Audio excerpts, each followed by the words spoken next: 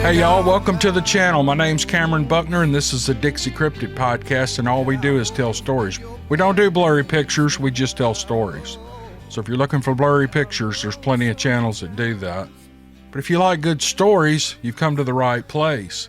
I'm going to do something different today that I've never done this. There are Bigfoot websites all over the internet where you can go and enter your own account, or you can contact them and they'll interview you.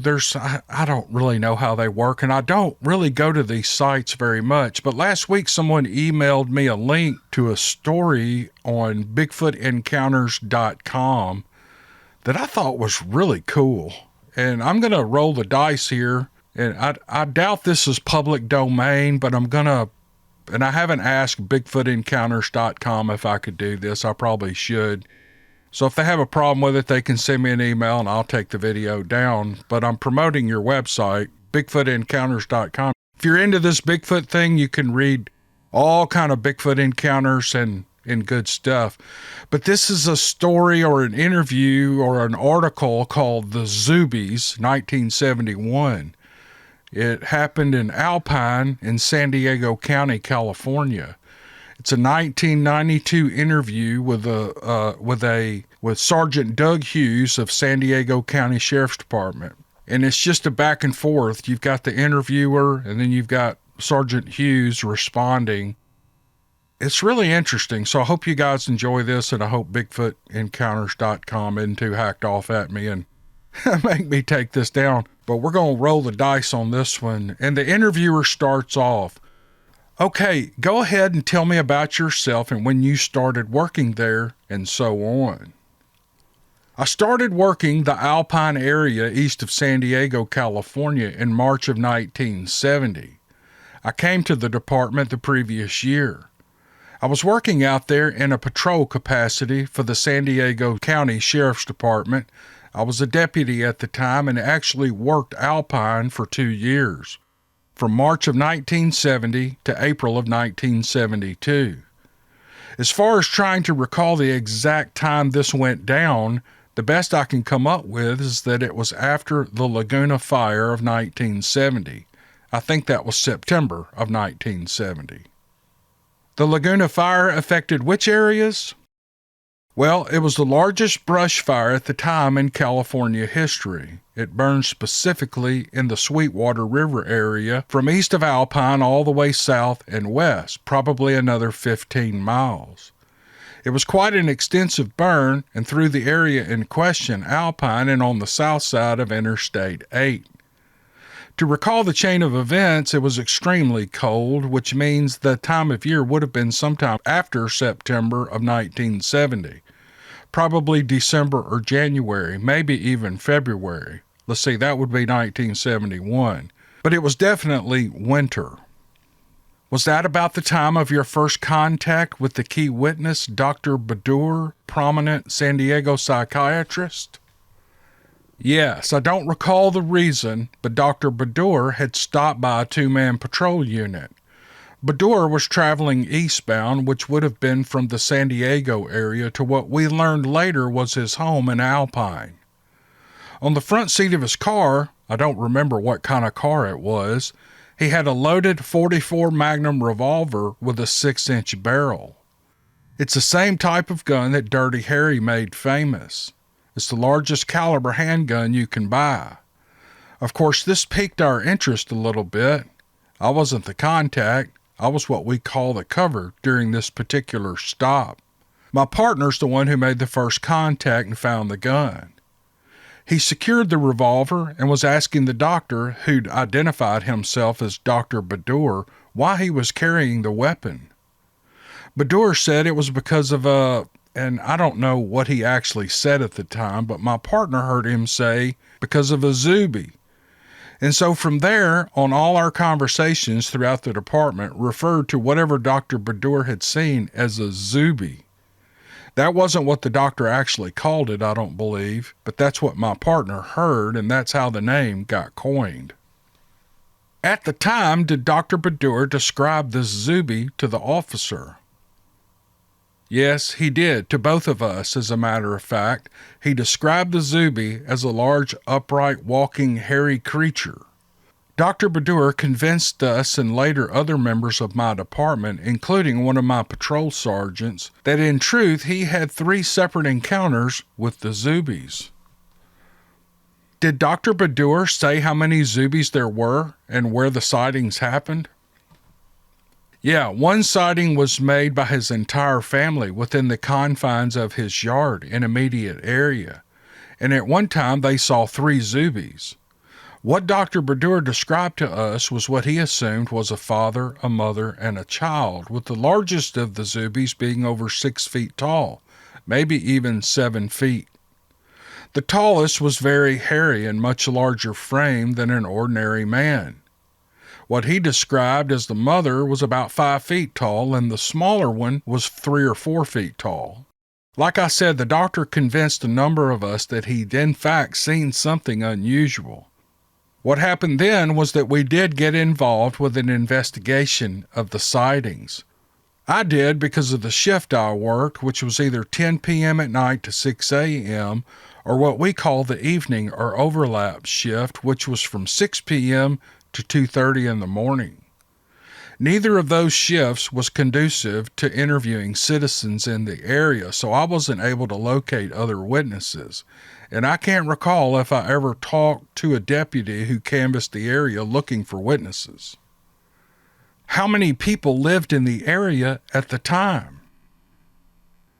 There were very few homes, probably 5, no more than 6 residences, and Badur's was the last home on the narrow road.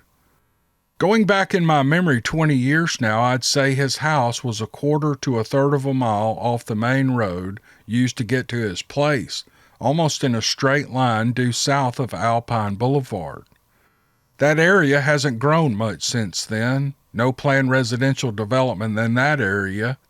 At that time, the Badur family themselves consisted of the doctor, his wife, a daughter, and a son. His daughter was 17 and his son was younger, maybe 13 or 14. Can you describe what the terrain looks like? Is it actually alpine forest? No, it's not a forest by any means. The elevation's no more than 2,300 feet. The road goes east and up, and about another 20 miles it eventually climbs out to about 5,000 feet. Does it continue into a forested area? Yes, it does, and it follows the Sweetwater River for about 10 miles. The Sweetwater River isn't much of a flowing river. It runs about 3/4 of a mile south of Dr. Badur's place. Of course, it always depended on rainfall, but the river hasn't run continuously any time in the 20 years I've been familiar with the area. There's no snowfall at all. The terrain itself is quite steep behind Dr. Badur's property, going down into the Sweetwater River bottom itself. It's all primarily brush and chaparral.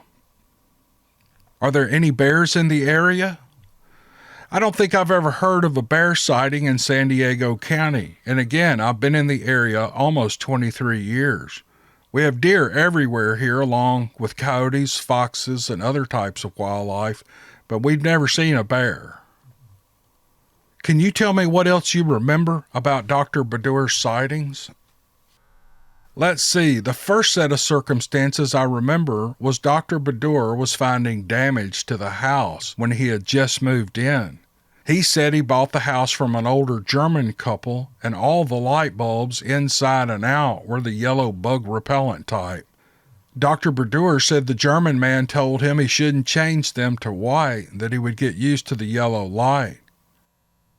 Well, was that because of an insect problem? Badur said the German was very evasive about that. Evasive also about a lot of details regarding the house and property. The property did have some acreage. I don't recall the size, but it was larger than a city lot. The property had some fruit trees in the front and backyards. I don't remember what kind of fruit trees they were, but the house and trees were surrounded by a fence. One of Badur's complaints was that fruit was being picked off the trees at the tops, not from the bottoms. The trees were upward of 7 to 8 feet high, or maybe 10 feet tall. Anyway, the fruit was disappearing from the tops of his trees and his fence was getting knocked down. He had a wind chime at one of the doors made of brass or some kind of strong metal, which frequently rang in the blowing wind, and at one point the wind chime suddenly turned up flattened. Badur couldn't explain it, and we couldn't duplicate it. It was smashed. Badur did make a plaster cast of the footprints, and I know we had photographs of it. If we didn't, in fact, have a plaster cast of print ourselves. But I do recall there was a plaster cast. Well, do you remember the approximate size of the footprint? I'm 6'3" and I wear a size 12 shoe, and I'd have to say this one was larger than my shoe and much wider than my foot. I'd say it was 13 or 14 inches in length, and I've been racking my brain trying to remember if it had 4 toes or 5 toes, but I can't recall. Okay, and there's a footnote here, and here's what it says. According to researcher Ken Kuhn, who visited the Alpine area in 1971, Dr. Badur's Zoobies left V-shaped 4-toed prints, and they were 16 inches long and 8 inches wide, with the widest measurement across the toes. The foot narrowed down to 5 inches at the heel. And the interviewer picks back up here. But there's some recollection that it might have been an unusual number of toes, is that right? Yes, I do seem to remember that, but I can't bring it to mind. I know the footprint was wide overall and less wide at the heel, but the heel was still wider than a human foot would be. Did you or any of the officers talk to the doctor's wife or kids? Specifically, the word came back to me, and I'm not sure which deputy found out, but the daughter said she had the sighting in the early morning hours as she boarded a school bus at Alpine Boulevard. That would have been adjacent to the access road leading to the Badur house. She was getting on the bus and spotted the creature off in the brush. There is some very thick and tall brush along the road there. Well, do you remember any of the details of what she saw? No, not really. The man who was deeply involved in this was my patrol sergeant, and he's now deceased. He was so involved with it that on his days off he'd go up there and camp to the rear of the Badur house. He'd take his older son along, and the two of them would camp out in hope of getting a glimpse of one of the Zoobies. They never did, but he was the man who probably had more conversations with the doctor than anyone else.